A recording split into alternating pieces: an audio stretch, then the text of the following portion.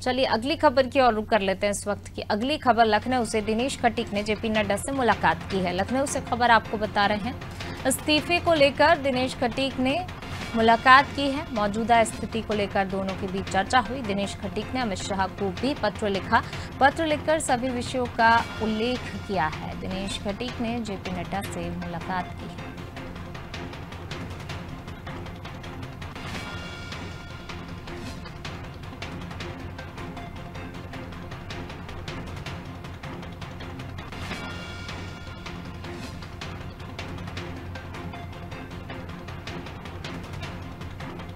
लखनऊ से खबर आपको बता रहे हैं, दिनेश खटीक ने जेपी नड्डा से मुलाकात की है।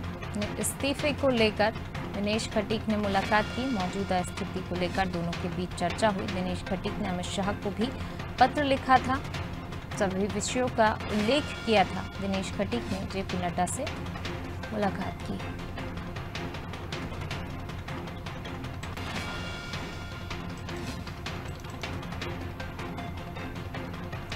लखनऊ से खबर आपको बता रहे हैं,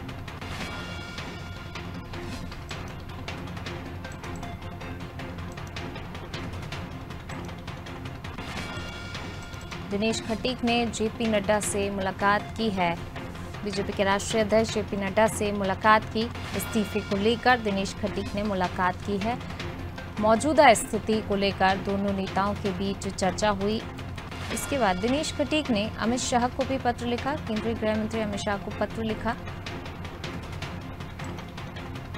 तो दोनों ही केंद्रीय मंत्रियों को पत्र लिखा गया है। राष्ट्रीय अध्यक्ष और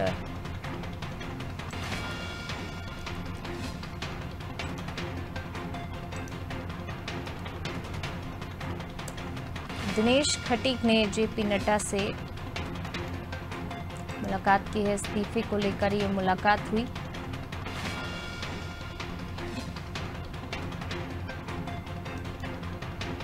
तमाम तरह के सवाल भी अब जो है उठाए जा रहे हैं कि दिनेश खटीक ने आखिर इस्तीफा क्यों दी। क्या मकसद सिर्फ हंगामा खड़ा करना या फिर कुछ और। दिनेश खटीक के इस्तीफे को लेकर डिप्टी सीएम केशव प्रसाद मौर्य ने अफसरों को भी चेतावनी दी, अखिलेश को भी जवाब दिया। कई सवाल भी यहां पर खड़े हो रहे हैं। योगी के मंत्री शाह और नड्डा से दिल्ली में मुलाकात करने वाले हैं। खटीक के इस्तीफे के बाद सूबे का सियासी पारा बढ़ गया है। उत्तर प्रदेश की बीजेपी सरकार इस वक्त सवालों के घेरे में खड़ी है। सरकार में मंत्री दिनेश खटीक का इस्तीफा सामने आने के बाद से लखनऊ से लेकर दिल्ली तक चर्चाओं का बाजार गर्म है। बताया जा रहा है योगी सरकार के कुछ मंत्री जल्द ही बीजेपी आलाकमान से मुलाकात कर सकते हैं। इसको लेकर राजनीतिक गलियारों में चर्चाएं जोरों पर हैं। लगातार जो है सियासी पारा इस वक्त जोरों पर है, गर्म है। सियासी पारा गरमाया हुआ है सियासत, क्योंकि कई सवाल यहां पर खड़े हो रहे हैं। यूपी सरकार में जल शक्ति राज्य मंत्री दिनेश खटीक दिल्ली में मौजूद हैं। इसके साथ ही उप मुख्यमंत्री केशव प्रसाद मौर्य और लोक निर्माण विभाग के मंत्री जितेंद्र प्रसाद भी अपने अपने कामों को लेकर दिल्ली पहुंचे हुए। हालांकि डिप्टी सीएम केशव प्रसाद मौर्य का पीएम मोदी से मिलने का कार्यक्रम पहले से तय था। और ज्यादा जानकारी के लिए सीधा रुख कर लेते हैं UP bureau chief Raghavendra Pandey का। राघवेंद्र जी हमारे साथ लाइव जुड़ रहे हैं। राघवेंद्र जी, जिस प्रकार से दिनेश खटीक ने जो है इस्तीफा दिया और इस्तीफे को लेकर अब कई सवाल खड़े हो रहे हैं, योगी सरकार सवालों के घेरे में इस वक्त है। हाँ देखिए, ये बहुत बड़ी बात है। अगर कहा जाए तो पूर्ण बहुमत की सरकार उत्तर प्रदेश में है और केंद्र सरकार में भी भाजपा की सरकार है।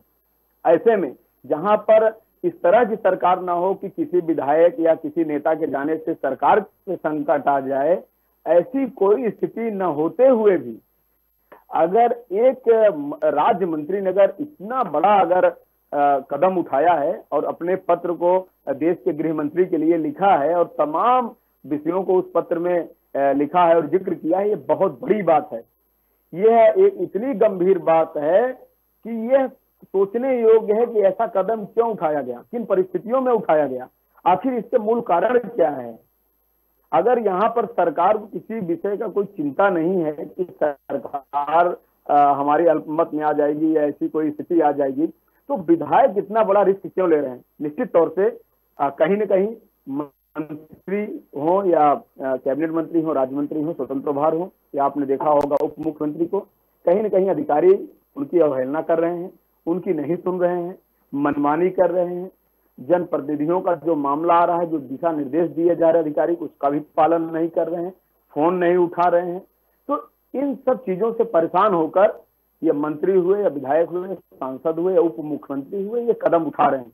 अभी आज का एक पत्र मीडिया में आया है, सुर्खियों में आया है, यही उन्नाव के विधायक हैं बम्बालाल, उन्होंने एक ऐसा पत्र लिखा है कि अगर आप उस पत्र को पढ़ें तो आपको इतना दया आएगा, या यूं कहेंगे कि पहले उस अधिकारी को किसी कमरे में बंद करके उसको पहले ठीक किया जाए। इस तरह का उन्होंने पत्र लिखा कि एक जेई, कई दिनों से बिजली के ट्रांसफार्मर जले हुए हैं, खराब हैं, बस्तियों से लगातार वहां शिकायतें आ रही हैं, और जब उसकी मरम्मत के लिए, उसको ठीक कराने के लिए वो विधायक जी जेई से संपर्क करते हैं, दिन भर उनका फोन नहीं उठाते हैं। और जब फोन उठाते हैं तो जेई स्वयं माननीय विधायक के ऊपर चढ़ गए और उन्होंने ऐसे ऐसे शब्दों का उपयोग किया है, प्रयोग किया है कि विधायक जी बहुत आहत हुए, और आहत होकर उन्होंने जिलाधिकारी और मुख्य विकास अधिकारी उन्नाव को पत्र लिखा है। आप सोचिए ये स्थिति क्यों आई? क्या एक अधिकारी, एक जेई, एक सामान्य सा अधिकारी एक जनप्रतिनिधि का खुला उल्लंघन कर सकता है, खुलेआम ऐसे उसको बोल सकता है? उस विधायक की क्या गलती भाई? अगर क्षेत्र की समस्या के लिए बिजली नहीं आ रही है, कोई दिक्कत है, अगर आपको वो कह रहे हैं, इसमें क्या आपको प्रॉब्लम है? आप नौकरी किस चीज की करते हैं? तो इस तरह की जो समस्याएं आई हुई है, इस पे जिस लोग ध्यान नहीं दे रहे हैं अधिकारी, क्या है कि ऊपर से या केंद्र सरकार हो या मुख्यमंत्री, उन्होंने ये कहा है कि आप अगर आपके ऊपर भ्रष्टाचार के लिए अगर कोई जनप्रतिनिधि दबाव डाले तो आप ना सुनिए, लेकिन इसके आड़ में एक भी काम नहीं सुना जा रहा है और अधिकारियों के द्वारा खुलेआम उल्लंघन और मनमानी की जा रही है। जी, यह विषय है, इसको समझना पड़ेगा। बिल्कुल बने रहिएगा राघवेंद्र जी हमारे साथ, मैं लौटूंगी आपके पास। तो बिल्कुल चर्चाओं का बाजार गर्म है, यहाँ पर सियासी पाला चढ़ा हुआ है। दिनेश खटीक ने जिस प्रकार से इस्तीफा दिया, हालांकि अब जेपी नड्डा से मुलाकात करेंगे दिनेश खटीक।